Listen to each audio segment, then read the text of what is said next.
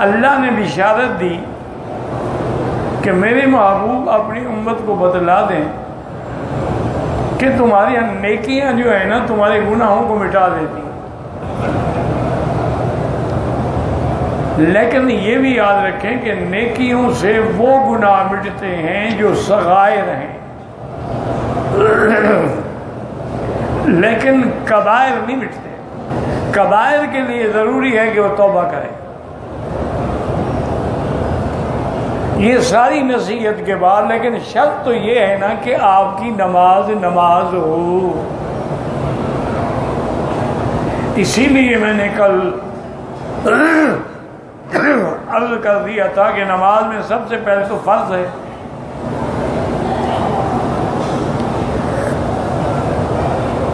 اور فرض جو ہے وہ نص قطعی سے ثابت ہوتا ہے، جیسے نماز ہے، روزہ ہے، حج ہے، اور اس کا منکر کافر ہے۔ پھر فرض دو قسم تھے، فرض عین، فرض کفایہ۔ فرض عین تو یہ ہے کہ آپ نماز خود پڑھیں گے، فرض کفایہ یہ ہے کہ آپ نے اگر جنازے میں شرکت نہیں کی، کچھ اور لوگوں نے پڑھ لیا تو ہم پر گناہ نہیں ہو۔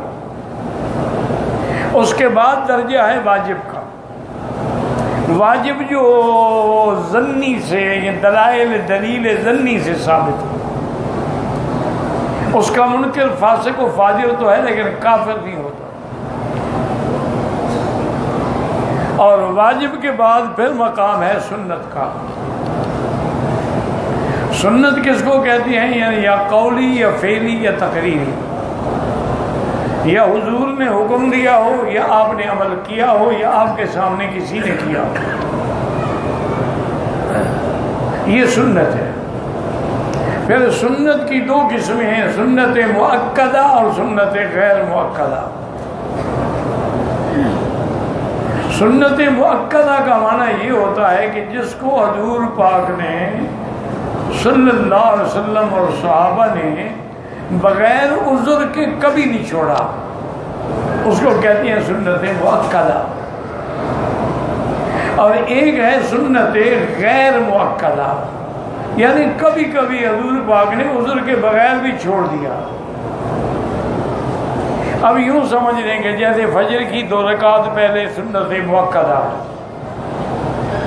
ظہر سے 4 رکعت پہلے اور 2 بعد میں سنت مؤکدہ، مغرب کے بعد 2 رکعت سنت مؤکدہ، عشاء کے بعد 2 رکعت سنت مؤکدہ۔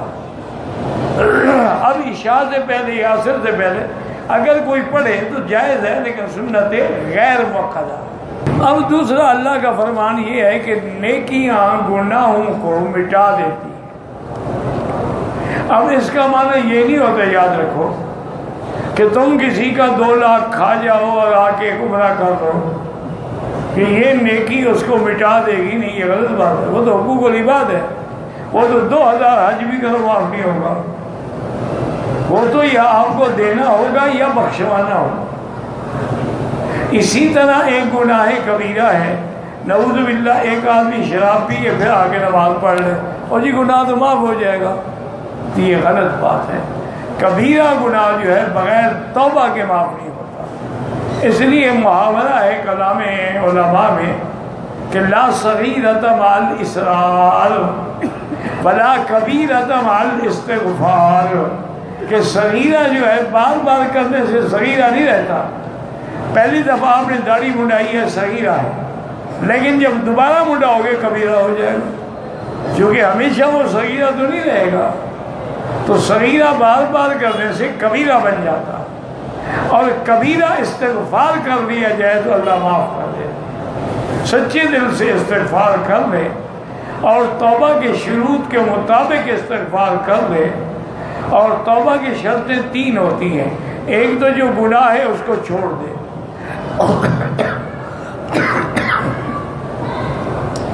اور ایک یہ ہے کہ ندامت محسوس ہو کہ ہائے میں نے کیا کیا، اور ایک یہ ہے کہ آئندہ اس گناہ کے نہ کرنے کا فیصلہ کر، اس کو کہتی ہے توبہ۔ پھر جا کے فرمایا ان الحسنات یذہبن السیئات۔ اس پر مفسر رحمۃ اللہ علیہ نے حدیث نقل کی کہ حضرت عثمان رضی اللہ تعالی عنہ بیٹھے تھے۔ آپ فرماتے ہیں کہ حضرت عثمان رضی اللہ تعالی نے پانی طلب کیا، اس پانی تقریباً ایک مد کے برابر تھا، وضو کیا، اور اس کے بعد فرمایا کہ میں نے حضور کو وضو کرتے دیکھا جو اسی طرح وضو فرمایا۔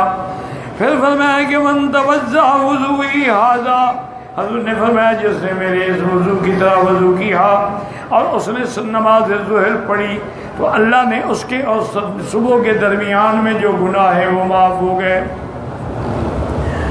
ثم صلی العصر، پھر عصر پڑھی، غفر له ما بینه وبین صلاۃ الظہر، ثم صلی المغرب غفر له ما بینه وبین صلاۃ العصر، یعنی ایک نماز دوسری تک کفارہ بنتی گئی۔ ثم صلی العشاء وغفر له ما بینه وبین صلاۃ المغرب، جب عشاء پڑھی تو مغرب سے عشاء تک کے اگر کوئی صغیرہ ہے تو معاف ہو گئے۔ اس کے بعد وہ سو گیا، پھر جب اٹھا وتوضأ وصلی الصبح، فجر کی نماز پڑھی، غفر له ما بینها وبین صلاۃ العشاء، پھر عشاء اور صبح تک درمیان میں جو کوئی خطا تھی معاف ہو گئی۔